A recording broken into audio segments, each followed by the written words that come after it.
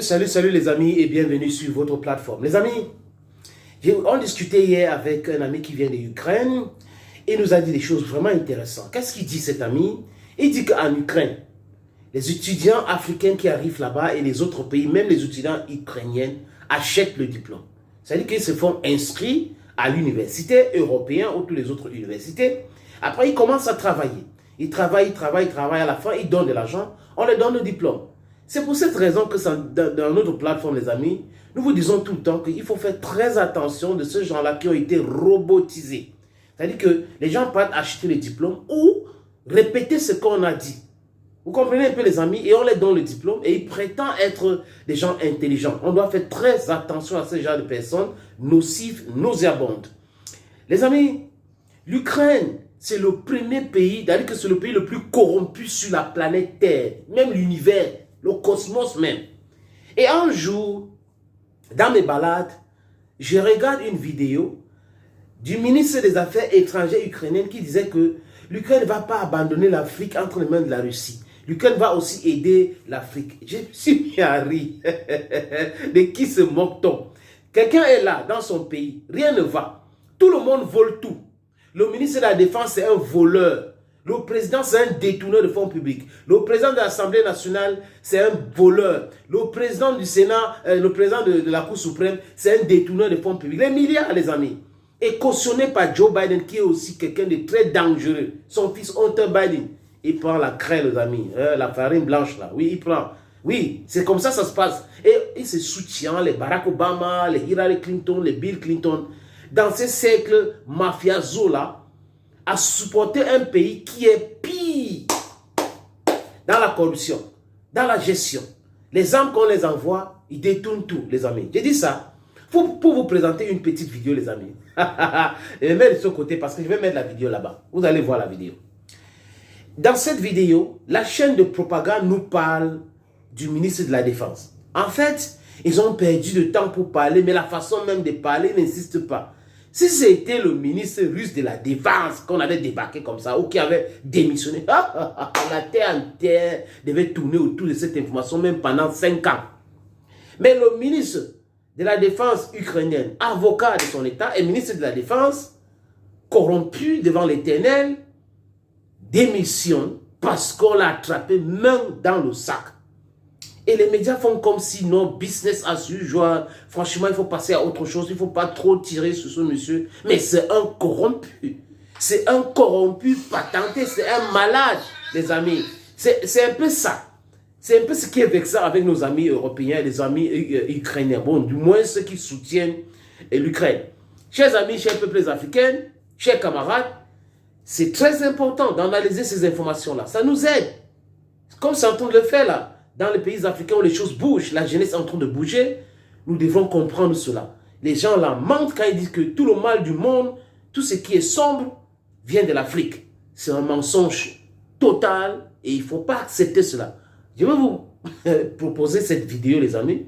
Regardez cette vidéo pour mieux comprendre. Non, bon, j'ai fait un audio pour les raisons de droit d'auteur. Hein. Vous allez écouter ce petit reportage. Écoutez, les amis. Bonsoir Quentin. Bonsoir David, bonsoir à tous. Alors, d'abord, rappelez-nous qui est Reznikov. Bien, Oleksiy Reznikov, le voici, il a 55 ans, il n'est pas militaire de formation, il est avocat. Après l'élection de Volodymyr Zelensky, qu'il avait soutenu en 2019, il devient l'un des hommes forts du nouveau président ukrainien. En 2020, il est nommé vice-premier ministre d'Ukraine jusqu'en 2021, où il prend le poste de ministre de la Défense, 3 mois donc avant le début de l'invasion russe. Il a joué un rôle prépondérant dans cette guerre. C'est lui qui négociait en personne les armes occidentales, qui se déplaçait partout. On l'a vu à Paris, on l'a vu à Londres également, on l'a vu sur la base de Ramstein en Allemagne ou encore au sommet de l'OTAN. C'était également un homme débonnaire, affable, qui aimait se mettre en scène, notamment ici, lorsqu'il pilotait un blindé allemand devant les caméras. En quels termes a-t-il été congédié?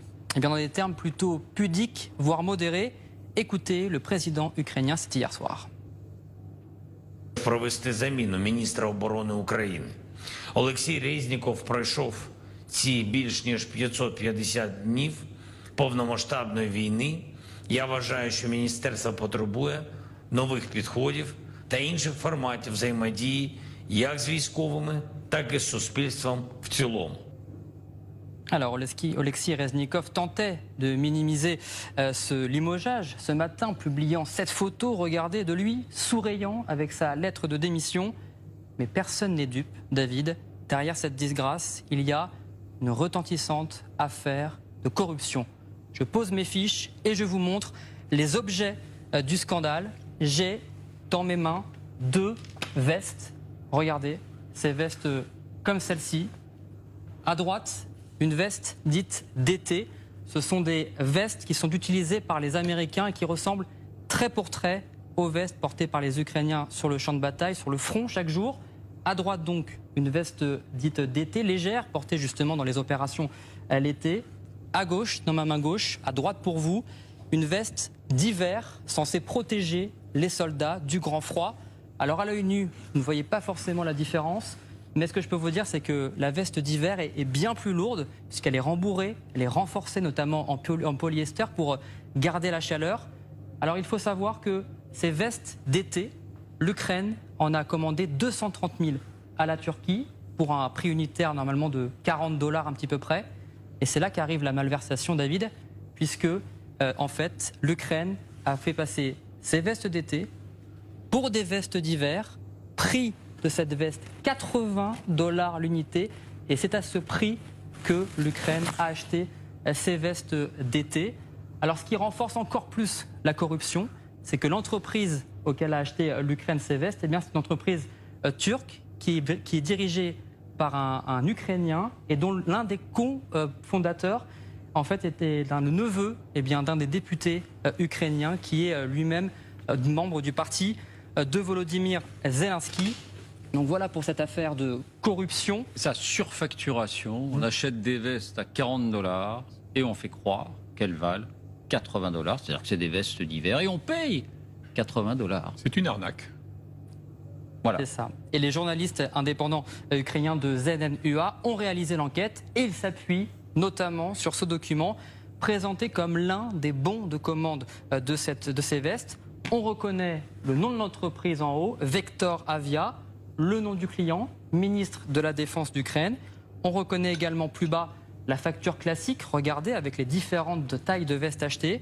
Et regardez une des lignes que l'on a grossie, il est marqué veste de camouflage. Ce sont des vestes d'été, 375 pièces achetées à cette taille, valeur unitaire $39.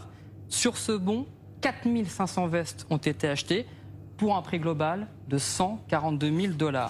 Mais regardez sur la dernière feuille du même bon de commande trouvé par ces journalistes, le récapitulatif global de la commande. Les 4900 vestes apparaissent bien, mais cette fois-ci, elles sont présentées comme des vestes d'hiver coupe-vent. Elles ont donc changé de nom pour un total de $421 000. Selon l'enquête, les pantalons militaires, eux aussi, ont été surfacturés pour une commande de $13 millions. Oleksiy Reznikov, donc le ministre de la Défense aujourd'hui en disgrâce, a-t-il touché une partie de cet argent évaporé? Bien, pour l'instant, non. Son nom n'est pas cité dans l'enquête, mais il a validé personnellement les factures. Il s'est défendu la semaine dernière et a dénoncé de fausses accusations. Écoutez. Відповідно, всю зиму наші захисники і захисниці провоювали в цьому зимовому одягу без жодних нарікань. Якби просто вдуматись, літня форма була б вдягнута зимою, ми б з вами про це вже почули. 140 тисяч душ, напевно, би про це сказали. Тому на сьогоднішній день... Mais le problème, c'est que ce n'est pas la première affaire de corruption qui touche. On reviendra là-dessus parce que ce qu'il dit est évidemment troublant. Si ça avait été effectivement des vestes d'été commandées au titre de vestes d'hiver et que les hommes... Vous voulez dire un mot là-dessus, Dominique? Oui, simplement, il se trouve que je connais un peu les uniformes et en particulier la différence entre un vêtement d'été et un vêtement d'hiver. Aujourd'hui, ce qui compte, c'est le nombre de couches. C'est-à-dire que sous la veste, vous portez d'autres couches, des couches d'hiver qui protègent. Et donc, ce que dit le ministre là est probablement vrai, parce qu'ils avaient des vestes plus légères certainement que la veste qui était là, mais ils portaient en dessous d'autres vêtements qui les protégeaient du froid. Du coup, ils n'ont pas eu conscience qu'ils portaient des vestes faites pour l'été et pas pour l'hiver. Oui, mais aujourd'hui, je vous donne des exemples. Lorsque nous sommes partis en Yougoslavie, on nous a dotés de ce qu'on appelait les doudounes, donc qui étaient des vestes polaires qui se mettaient en dessous des vestes. Aujourd'hui, on a des vestes beaucoup plus sophistiquées, avec des multiples couches qui vous permettent de faire respirer le corps, d'être imperméable et en même temps de garder la chaleur. Donc ce sont des couches.